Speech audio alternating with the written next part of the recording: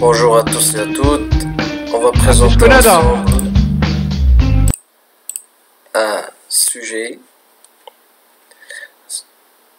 de l'anatomie, c'est le cerveau et morphologie. La morphologie du cerveau. Donc le plan serait ainsi: définition, dimension, situation, configuration extérieure, configuration intérieure, rapport du cerveau, vascularisation artérielle du cerveau et vascularisation veineuse du cerveau.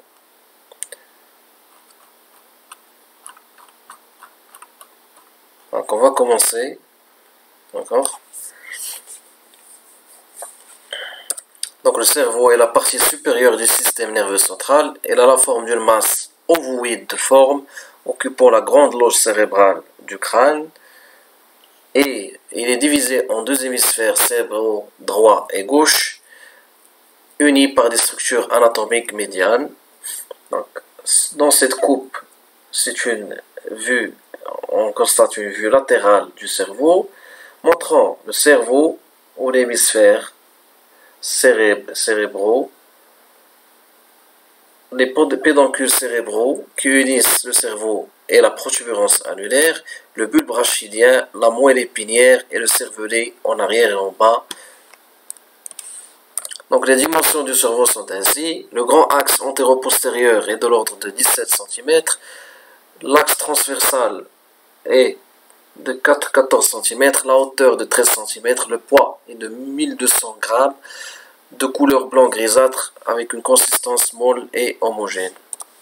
Donc le cerveau est situé dans la boîte crânienne, séparé de la fosse cérébrale postérieure par la tente du cervelet et protégé par les enveloppes méningées. Dans cette coupe, on a la faux du cerveau, la tente du cervelet, les deux hémisphères cérébraux droite et gauche et les deux hémisphères cérébelleux droit et gauche et la dure mère, d'accord, qui entoure le cerveau.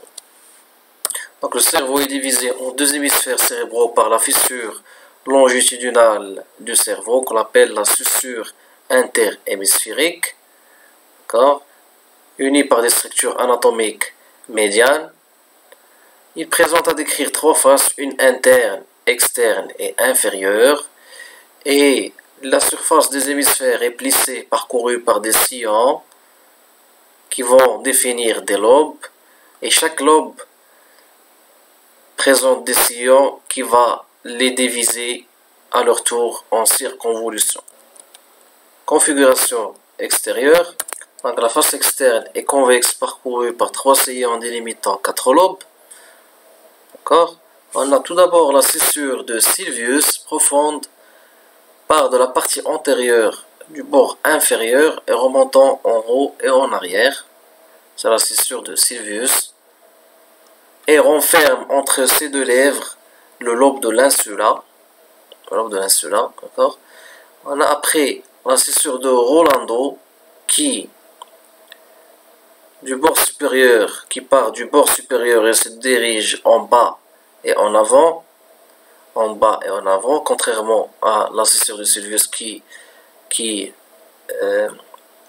remonte du bord inférieur et se dirige en haut et en arrière. Et on a enfin la scissure perpendiculaire externe qui part du bord supérieur auprès du pôle postérieur. D'accord? Configuration extérieure toujours. Donc ces scissures ils vont délimiter quatre lobes: le lobe frontal, le lobe temporal, le lobe pariétal et le lobe occipital. Donc le lobe frontal en avant dans la scissure de Rolando, et une partie de la scissure de Sylvius.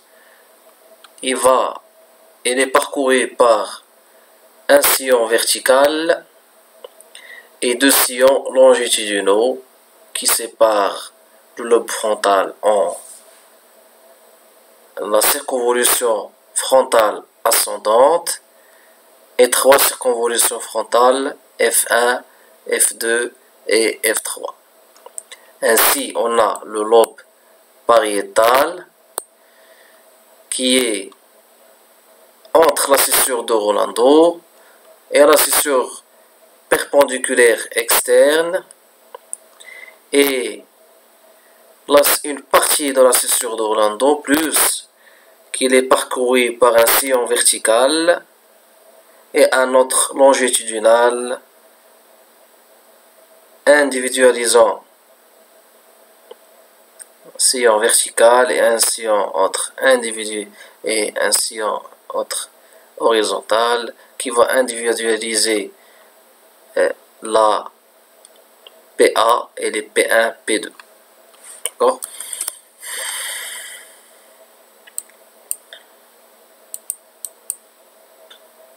D'accord?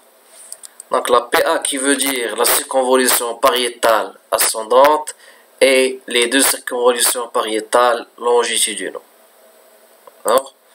On passe à la diapositive suivante. Après, on a, toujours dans la configuration externe, on a le lobe temporal en dessous de la scissure de Sylvius, parcouru par deux sillons longitudinaux qui vont délimiter les trois circonvolutions temporales T1 qui sont longitudinaux, T1, T2 et T3. Et on a le lobe occipital en arrière de la scissure perpendiculaire et qui présente trois circonvolutions, circonvolution occipitale en 1, circonvolution occipitale au 2 et la circonvolution occipitale au 3. D'accord? On passe à la diapositive. Nous avons à notre disposition une vue interne du cerveau qui présente des formations interhémisphériques en périphérie de la face médiale des hémisphères cérébraux. Elle est parcourue par la scissure de Rolando, la scissure perpendiculaire interne et la scissure calcanine et la scissure colazo-marginale qui divise le lobe pariétal en deux. Donc ces scissures ils vont délimiter les structures anatomiques suivantes: la face médiale des lobes frontal et pariétal, au-dessus de la ligne colazo-marginale, la circonvolution du corps calleux,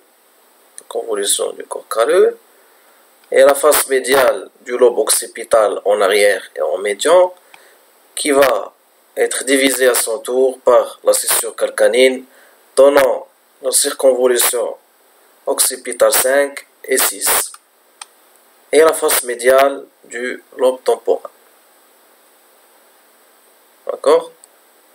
Donc, à la partie centrale, toujours dans la configuration extérieure, à la partie médiane, une vue interne du cerveau va montrer le corps calleux, le trigone, la fente de Bichat et la cavité du V3. D'accord? La face inférieure du cerveau présente deux secteurs, un secteur central médian diencéphalique et un secteur latéral symétrique hémisphérique. Le secteur hémisphérique présente la face inférieure des lobes frontal, temporal et occipital parcourus par trois circonvolutions longitudinales qui vont être délimitées. Dans le lobe frontal, bien sûr, on voit le rapport. Dans le lobe temporal, par trois circonvolutions T3, T4 et T5, ou la circonvolution hippocampique. Et dans le lobe occipital, on constate les circonvolutions 3, O4 et O5. Donc, dans le secteur diencéphalique, on présente les structures suivantes: le genou du corps calleux, d'accord, les formations olfactives, notamment le bulbe olfactif, les bandelettes olfactives, les stries olfactives et les bandelettes olfactives, D'accord? Le tractus optique ici et les espaces interpédonculaires. Pour la configuration intérieure, le cerveau est formé par la substance grise, la substance blanche et les ventricules cérébraux. Donc la substance grise. Donc en parlant de la substance grise, elle est répartie en deux territoires. Le cortex cérébral mince en couche périphérique, présenté ici. Une formation profonde par le noyau lenticulaire, ici, ici, ici. On a le noyau codé, d'accord, et on a le thalamus, ici. Donc, on va agrandir. Donc, de gauche à droite, le cerveau sera, de la partie interne du cerveau sera constitué par, on agrandit encore plus, donc le corps calleux, ici, le trigone, la fente de Bichat, ici, le plexus, où la fente de Bichat est entourée par le plexus choroïde, qui se trouve ici aussi, la capsule interne, la partie entre le thalamus et le noyau lenticulaire. On a aussi l'épithélium épendymère, c'est un épithélium, la membrane tectoriale. Les corps ou le corps bordant, le corps goudronné, les bandelettes optiques ici et ici, là, le plexus choroïde en arrière aussi, la partie postérieure, l'épithélium épendymère aussi, c'est la couche interne du plexus choroïde, le ventricule latéral ici, ventricule ce sont des cavités qui sont entourées par le liquide, plutôt remplies par le liquide céphalorachidien, le noyau codé, ventricule médian ici. On a après le noyau lenticulaire dont on a parlé tout à l'heure, le claustrum, le thalamus, le noyau codé ici, et le ventricule, c'est latéral. D'accord?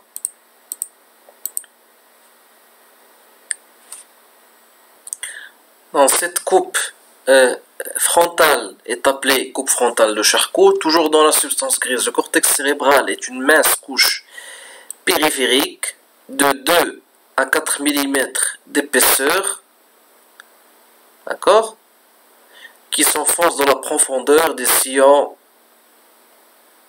et des scissures.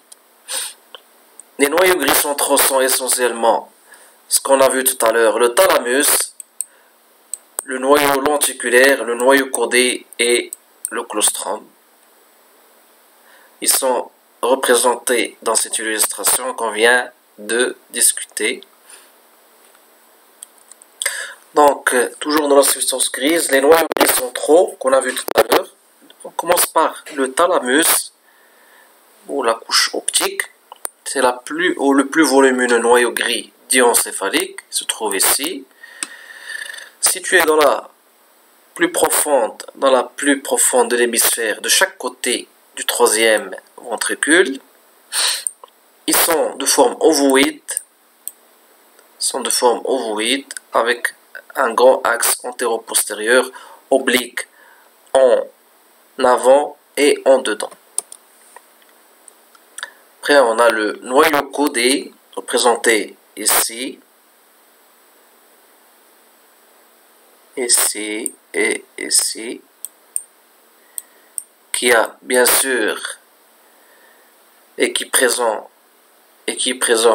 en fer à cheval et s'enroule autour du thalamus et séparé en plusieurs parties, se trouve la tête du noyau codé qui est renflé, le corps qui est au-dessus du thalamus et la queue bien sûr qui se trouve ici. C'est le centre du système extra-pyramidal. Après, on a le noyau lenticulaire qui se trouve plus en dehors et nettement séparé du thalamus par la substance blanche ici. Et il a la forme d'une pyramide à base externe, à sommet inféro-interne, ici, dans une coupe triangulaire, et c'est un centre du système extra-pyramidal. Je tiens à vous dire toujours que c'est une coupe frontale, qu'on appelle coupe frontale de Charcot. D'accord? Après, on a le claustrum qu'on a dit toujours dans le noyau des grilles centraux, qui a la forme d'un avant-mur situé en dehors du noyau codé. D'accord? Après, on passe à la substance blanche. C'est l'espace qui est compris entre le cortex cérébral, on va dire les espaces périphériques qu'on vient de voir, les noyaux gris centraux et les ventricules. Je rappelle, les ventricules sont des cavités remplies de liquide céphalorachidien. Et ils vont former deux sortes de fibres, les fibres de projection qui occupent les zones assez vastes situées sous le cortex et entre les noyaux gris centraux. D'accord? Et les fibres interhémisphériques qui unissent les deux hémisphères, formant les commissures interhémisphériques. D'accord? Donc, comme on a dit tout à l'heure, les fibres de projection et les fibres interhémisphériques. Donc, commençons par les fibres de projection.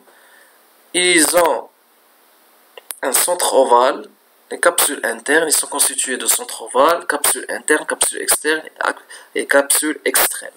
Donc, le centre ovale, c'est une zone vaste située sous le cortex cérébral, une zone vaste de substance blanche, bien sûr. On a après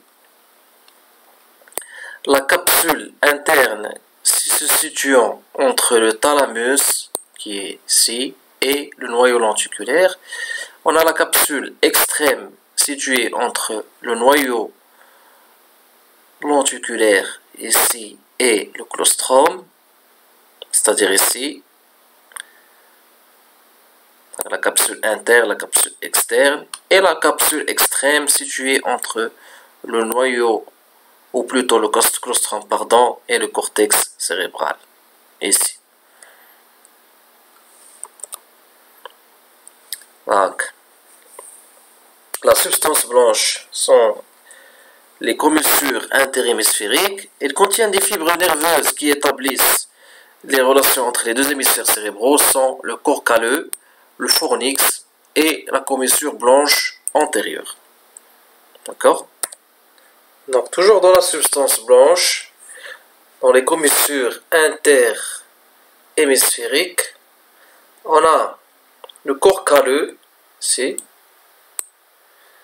la forme d'une lame épaisse de substance blanche à disposition sagittale entre les deux hémisphères cérébraux droit et gauche. Il présente une extrémité antérieure et le genou, un corps et une partie postérieure et le bourrelet. La face supérieure, au fond, on retrouve la fissure longitudinale du cerveau. Et la face inférieure, les répons fornix et ventricules latéraux.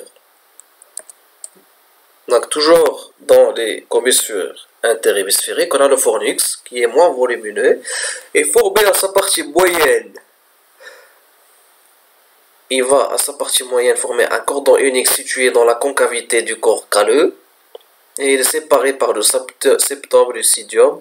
En avant, il se bifurque en deux piliers antérieurs, longeant la paroi latérale du troisième ventricule, en joignant les tubercules mammaires. Et en arrière, constitué par les piliers postérieurs.